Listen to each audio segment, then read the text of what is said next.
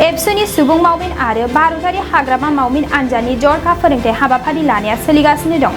दिनै एबसुनि बानजायनायाव उदालगुरि कलेजनि न'यंआव सानसेनि मेहेरगोनां हाबाफारि लानानै UPSC, APSC, civil service and Indian forest सार्भिसनि आनजादनि थाखाय फरायसाफोरखौ थुलुंगाखां होनायजों लोगोसे फोरोंथाय होनाय स्पेशल ओरिएन्टेशन हाबाफारि खुंफुंदों। उदालगुरियाव खुंफुंजानाय दिनैनि बे मेहेरगोनां हाबाफारियावनो गाहाय आलासि महरै बीकन आईएएस इनस्टिट्यूटनि सासे फोरोंगिरि जितेन्द्र कुमारा बाहागो लादोंमोन। हाबाफारिखौनो बेखेवनानै होदों उदालगुरि जिल्लानि जिल्ला बेंगिरिया। लोगोसे एबसुनि आफादगिरि दिपेन बर'आबो जर'खायै बाहागो लादोंमोन। मख'जाथावदि दिनैनि बे हाबाफारियावनो गासै 100निबो बारा गोसो गुदुं फरायसाफोरखौ बाहागो लानायखौ नुनो मोननाय जादों। दिनै 4th day UPSC special orientation दुलाराय बर' फरायसा आफादनि बानजायनायाव आरो दिनै उदालगुरियाव कलेजाव जे बेयाव हाबाफारि खुंदों प्राय 200नि एबभ केन्डिडेट्सफ्रा बाहागो लादों आरो फैबाव अन दा वे दङ। उदालगुरिनि DC doctor P Uday Prabin बिथाङा बेखेवनानै होबाय आरो बिथाङा 2015 बेट्सनि IAS officer Assam Meghalaya cadre आरो एसे उनाव दायो जोंहा बीकन आईएएस दिल्लीनिफ्राय सफैनाय जितेन्द्र भरद्वाज बिथाङा स्टुडेन्टफोरखौ गाइडेन्स मेन्टरिं मटिवेशन आरो ओभारअल यूपीएससी नि थाखाय प्रिपारेशननि थाखाय जिखिनि गाइडेन्स नांगौ बे गासैबो बाथ्राफोरखौ स्टुडेन्टफोरनो शेयार खालामदों आरो मोनफ्रोमबो जोंनि जिखिनि क'क्राझार चिरां बाक्सायाव जाबाय इन्टारेक्शना जथेस्थ' मोजां। स्टुडेन्टनि जि मोनसे बिथांमोननि माने एसपिरेशन आरो बिथांमोननि जि उइल बे जथेस्थ' मोजां जों नुनो मोनदों आरो बेखायनो जोङो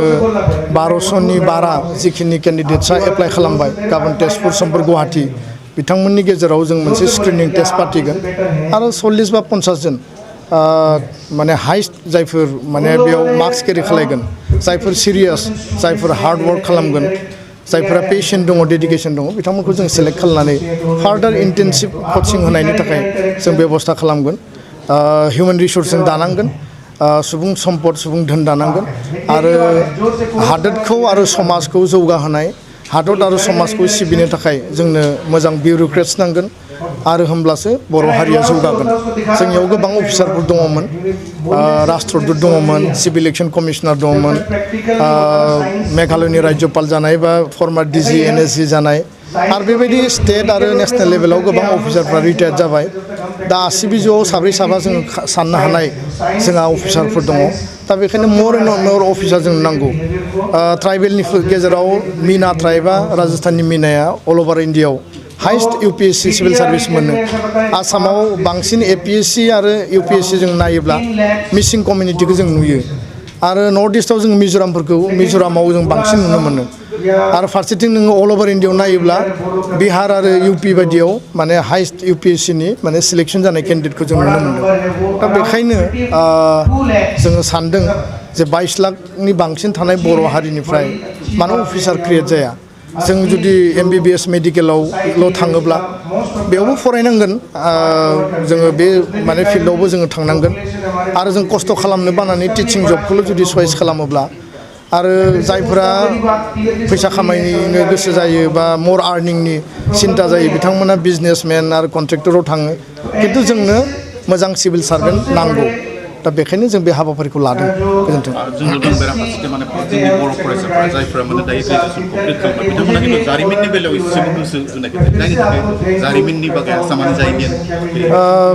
यूपीएससी सिविल सार्भिस आरो एपीएससीनि थाखाय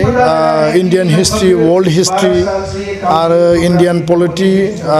बे बिजाबफोरखौ नायनाया जारिमिननि सायाव डिटेल आरो थर' नलेज थानाया गोनां आरो